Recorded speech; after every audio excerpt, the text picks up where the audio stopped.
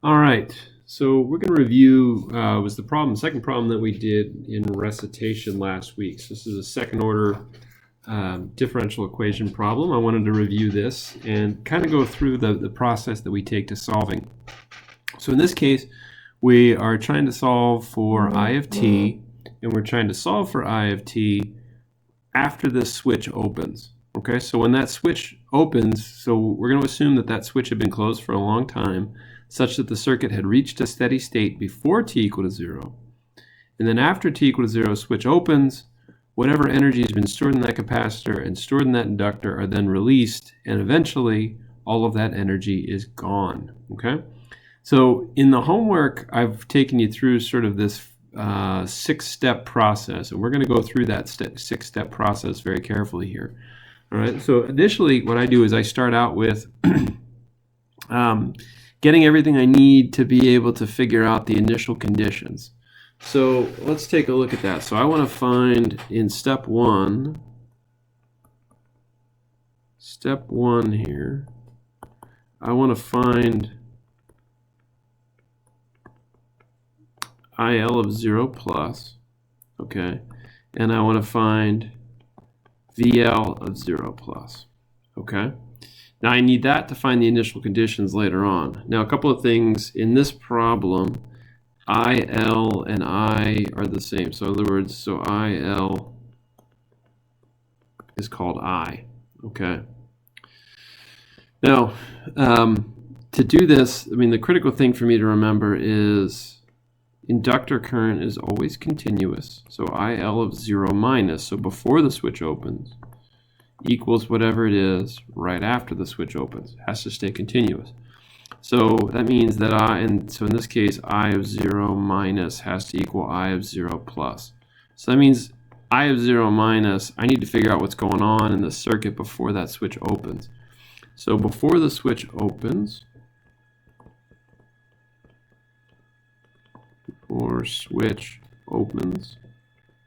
I have my 10 volt source. I have my 4 ohm resistor. Now, before the switch opens, I know that if I've reached steady state, I equals C dV dt. So I know if everything has become constant, which is my definition of steady state, that this voltage here has gotten to be constant. Voltage on this capacitor has become constant. So that means the capacitor is an open circuit, so there should be no current flowing through here. In the inductor, if everything's become constant, the inductor looks like a short circuit. So that means that the capacitor here is an open, okay, like that. And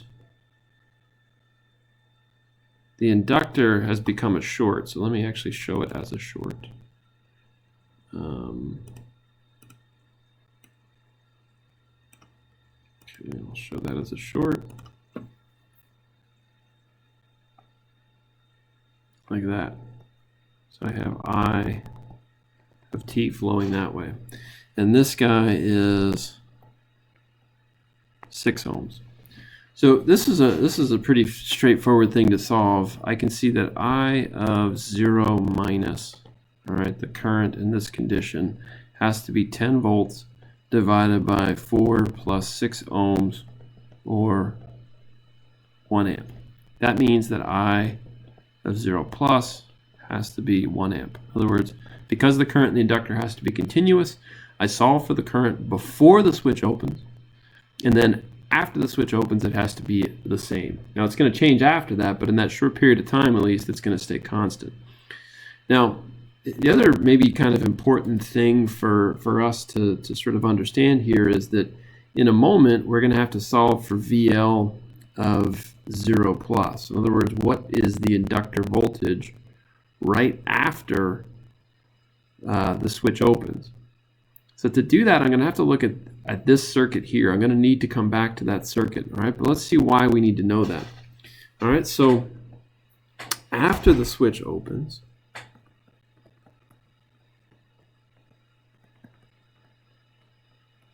our circuit looks like, and we'll say this immediately after.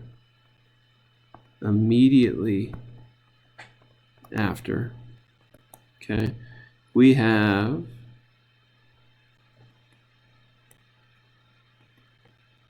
V sub C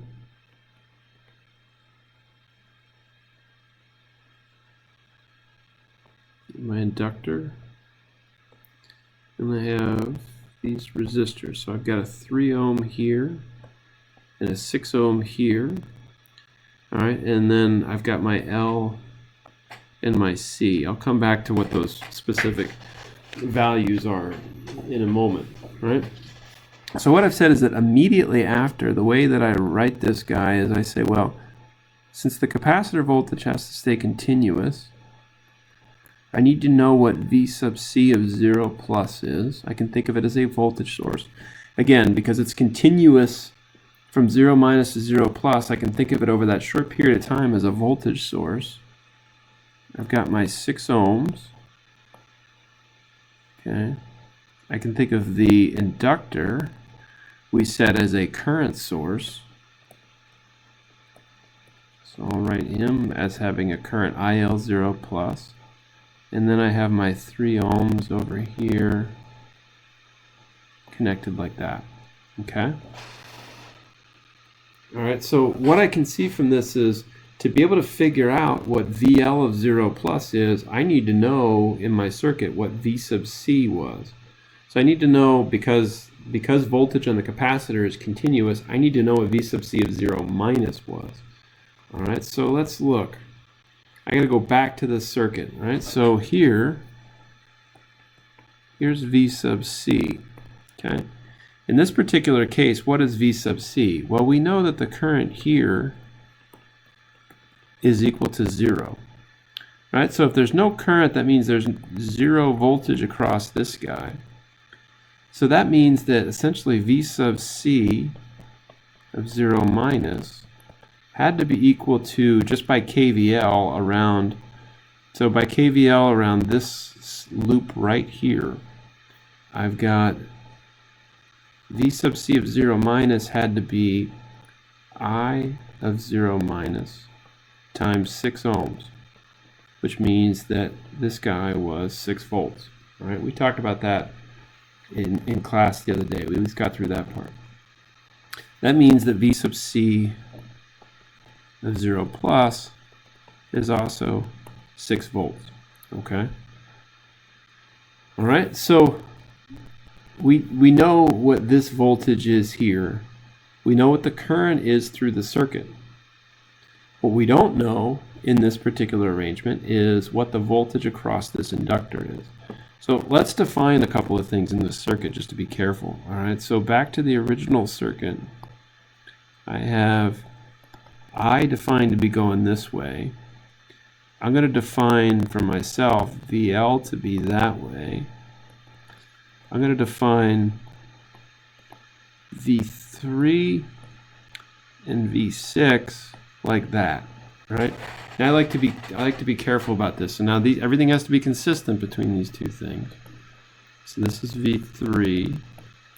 Remember, these are the same circuit, so I need to be consistent all the time. I can't change signs. Okay, so just to be perfectly careful about this too, I'm going to define a couple of things here for myself and say that V3 ohms is in this case equal to minus I times 3. I put a minus sign in this equation because notice that the current's flowing out of the plus terminal, and I see that V6 ohms is equal to I times 6 because the current's flowing into the plus terminal. I see that VL is always equal to L di L by dt, or in this case L di dt. And I see that V sub C is equal to minus, oops, be careful, not V sub C, I sub C is equal to minus C dVc dt. In this case, because it's all the same, it's the same as I. Okay. Now I put a minus sign in here. Whoa. What happened?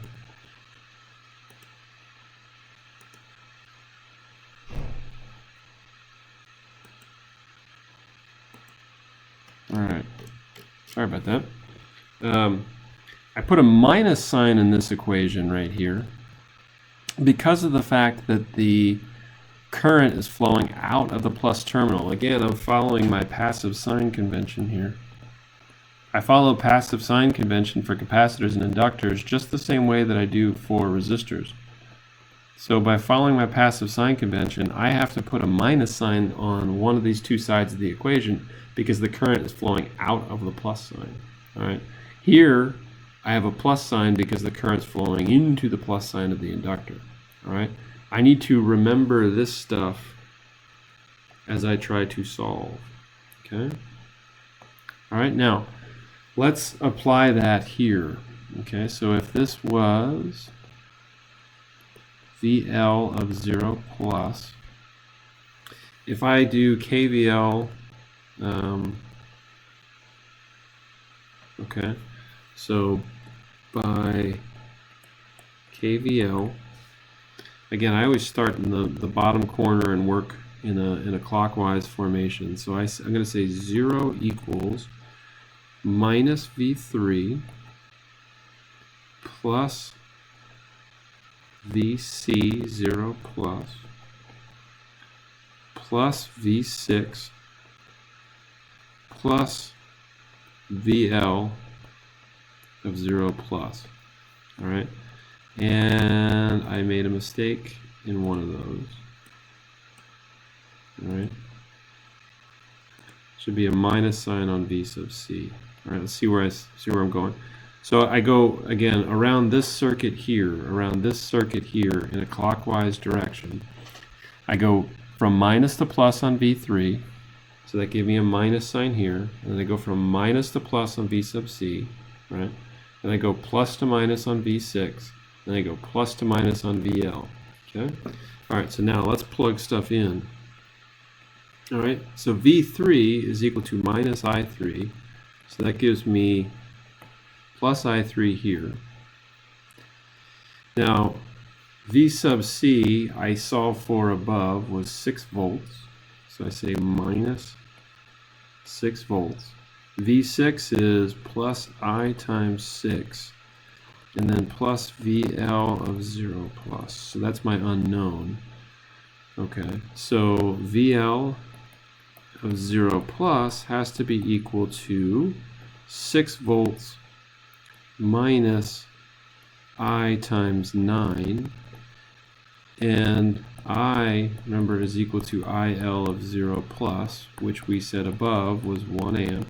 Okay, so that makes this minus 3 volts. Okay, so the initial voltage across that guy is 3 volts. So with this information and this information, I have everything I need to get the initial conditions later. All right, these give me the initial condition values, because remember, VL of 0 plus divided by L is equal to DI L by dt at 0 plus. So with that information, I can ultimately get what I need to solve for my unknowns at the end of the problem. Okay? All right. So we solved step 1. Step 2, determine the steady state value of the current. That actually turns out to be very easy. All right. So this here is our circuit after the switch has opened. Okay. What we know from this, if I say by the time I get to steady state, right? In steady state, everything has become constant. So let's do this. So step 2, all right, is find IL steady state. Okay, so in this case, my definition of steady state is steady state means that all my DIL by dt and my dVc dt are equal to 0. So in other words, all voltages and currents are constant.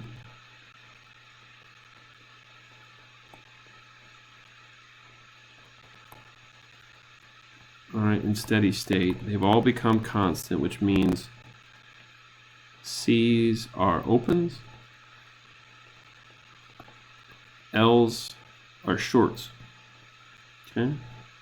So if that's true, go back up to this circuit. If this capacitor has become an open and steady state, there can't possibly be any current flowing in the circuit, which means that the steady state current must be 0.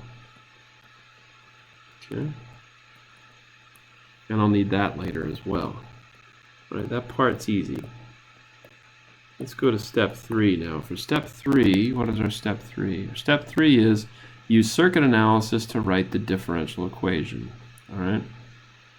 So now I need to write dpq. Okay. Now, what that means, let's see if I can make this work. I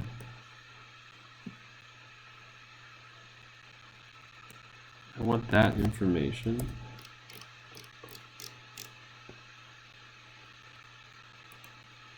Paste that here. Okay. I want this information, and I'm going to put this next to my circuit. All right.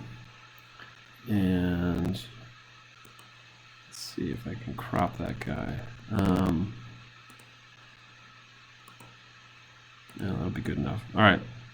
So I'm going to put that there. And let me redraw the circuit. So I've got here V sub C.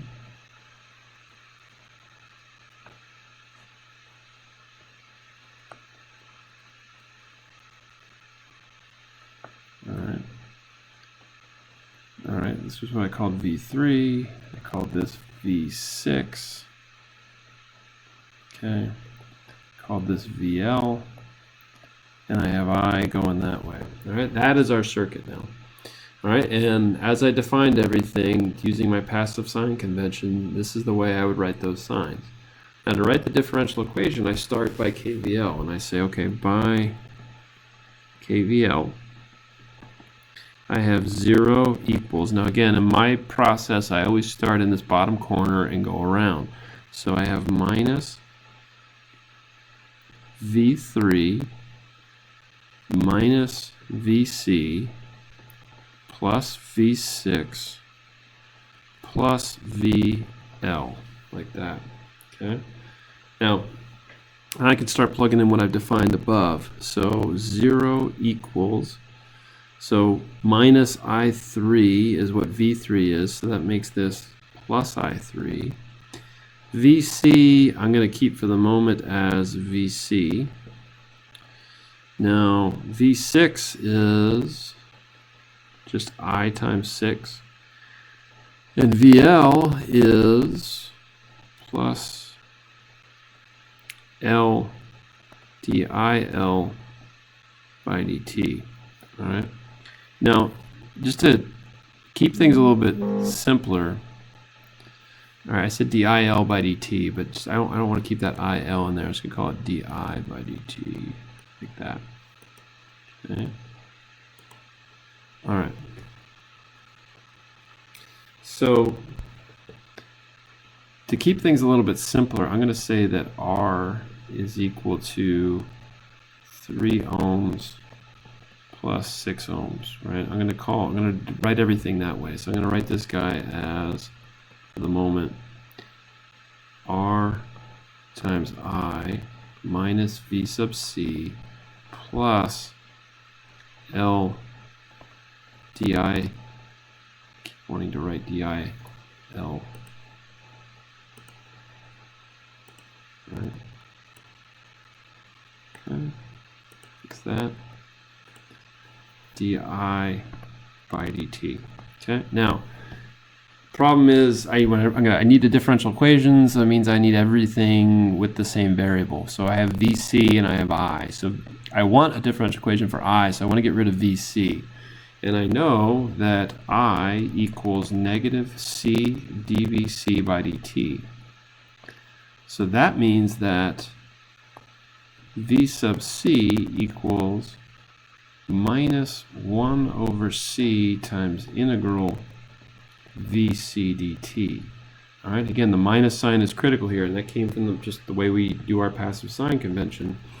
So that means that 0 equals r times I plus 1 over c integral I dt plus L di dt.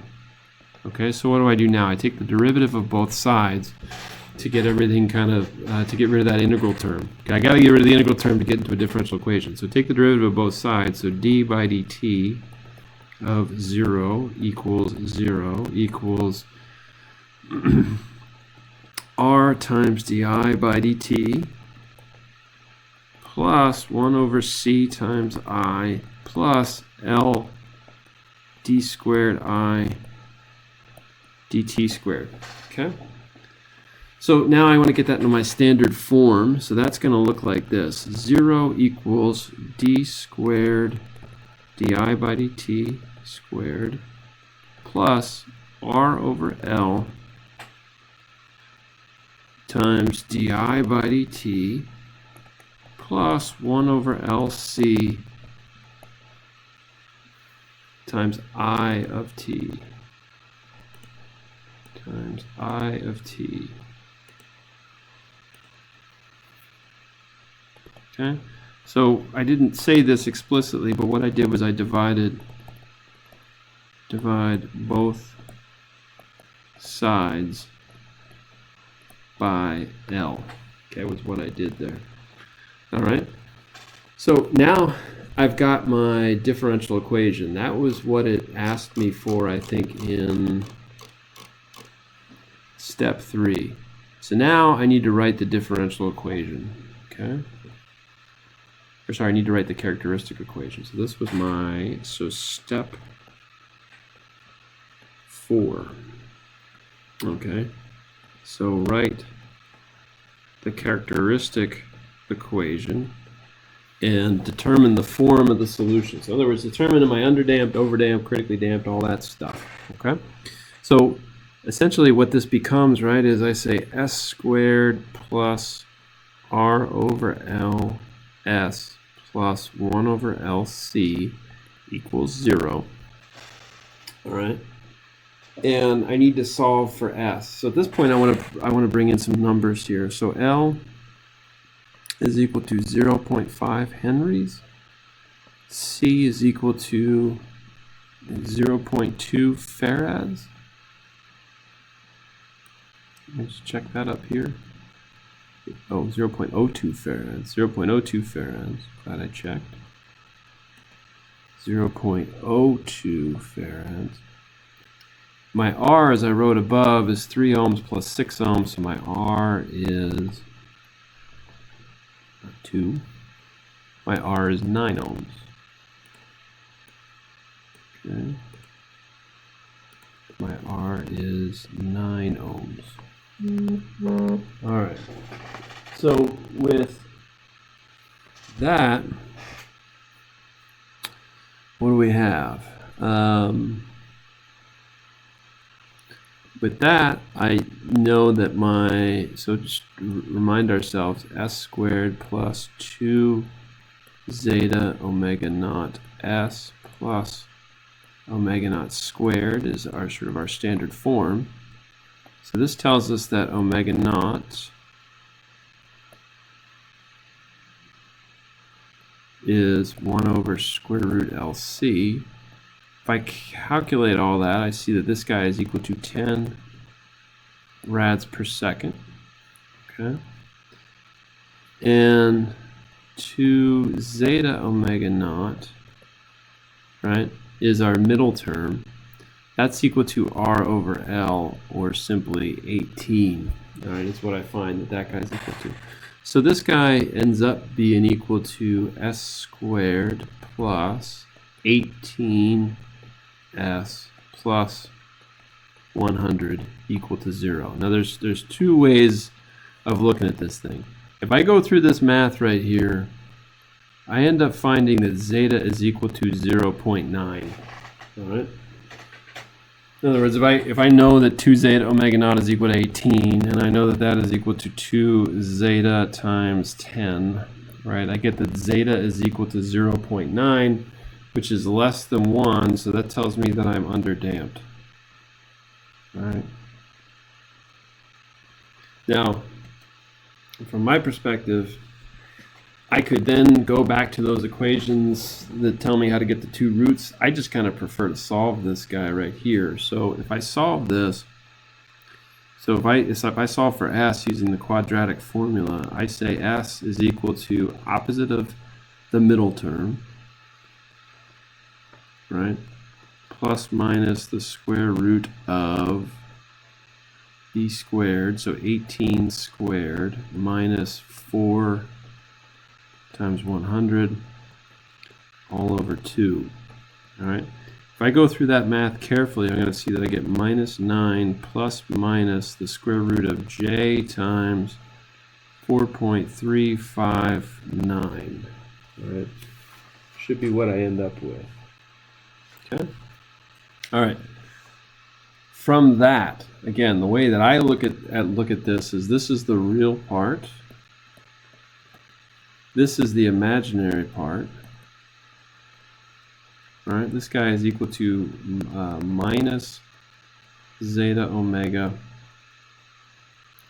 plus minus j times omega d. Right? We call that omega naught. So the way that I can say this is that the transient response is equal to e to the minus zeta omega naught t times b1 cosine omega dt plus b2 sine omega dt, like that. Okay. All right. So that's my transient response, and I know from the values I've got there that it's e to the minus 9t. All right, times b1 cosine 4.359t plus b2 sine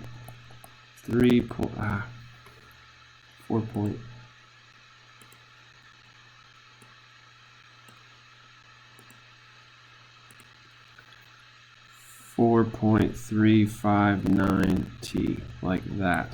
Okay. All right, so that's my transient response. I don't know B1 and B2, but all the stuff that we did ahead of this will help us to figure that out.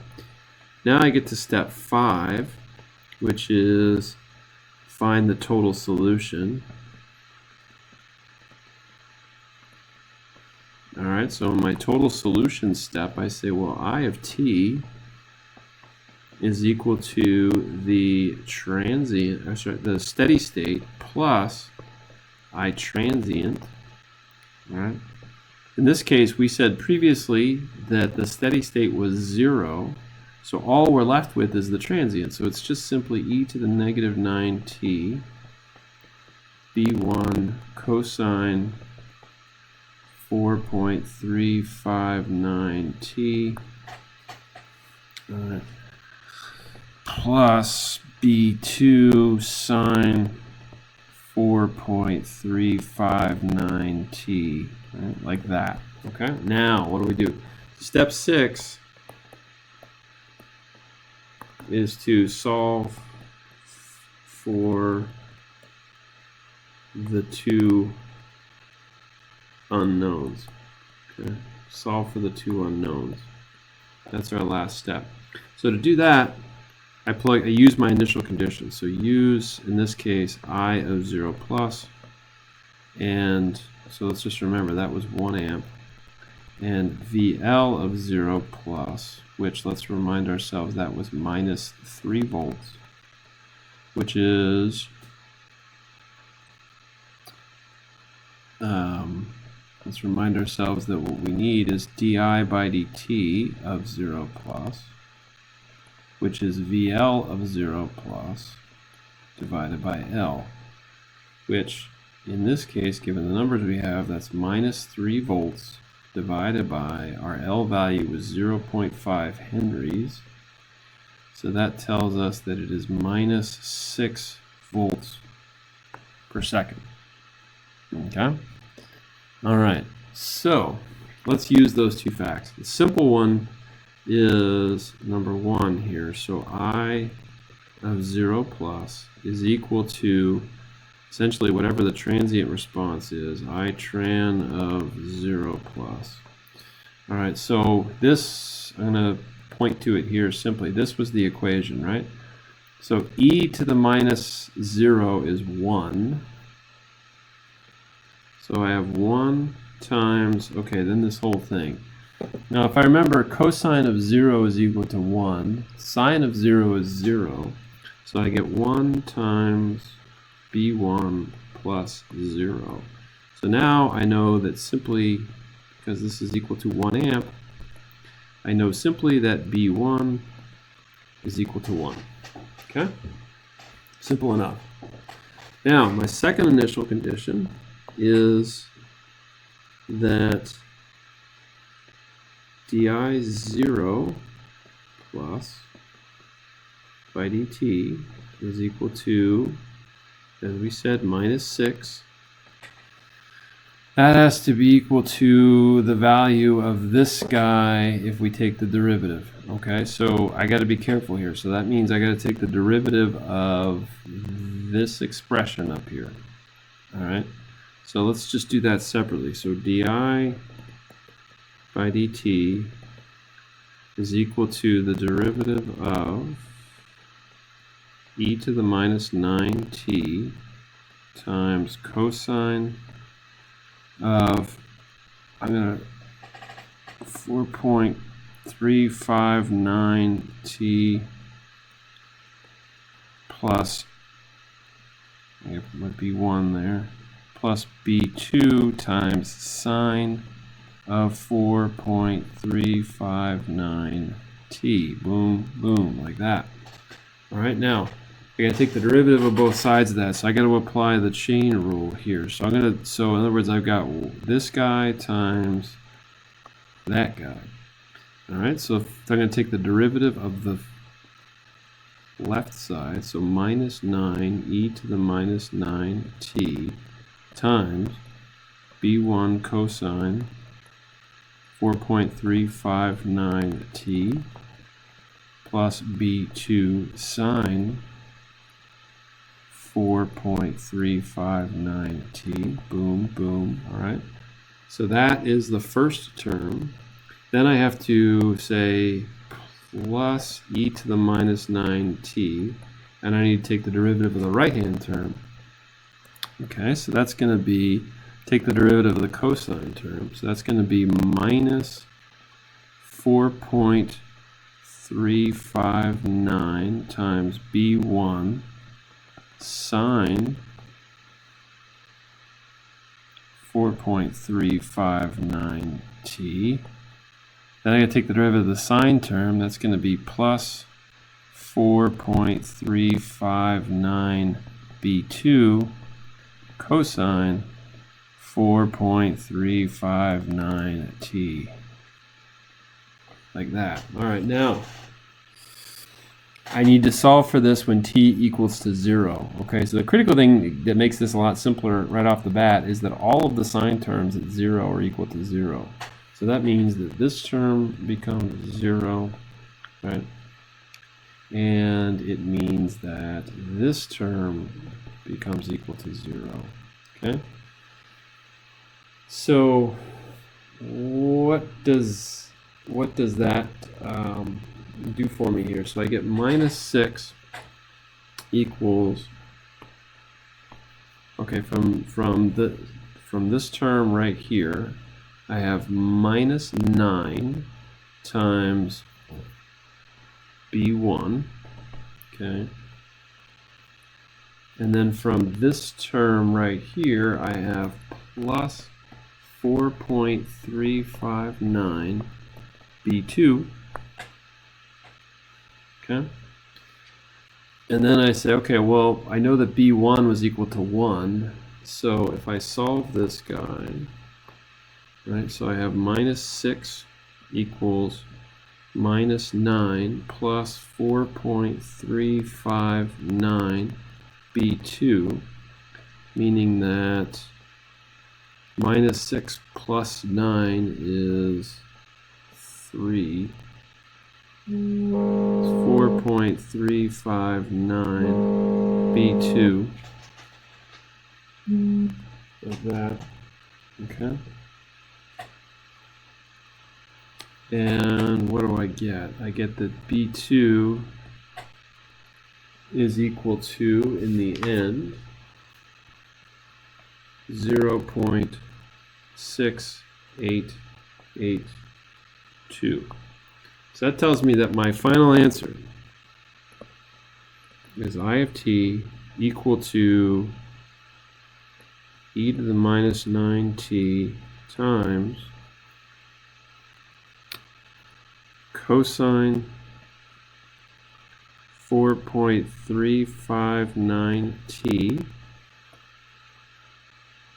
plus 0.6882 sine 4.359t. And that is my final solution there. Okay? So again, I did that very slowly, much slower than I might do otherwise, but basically just to be able to illustrate to you guys what the overall process is that one would follow when trying to solve. Okay?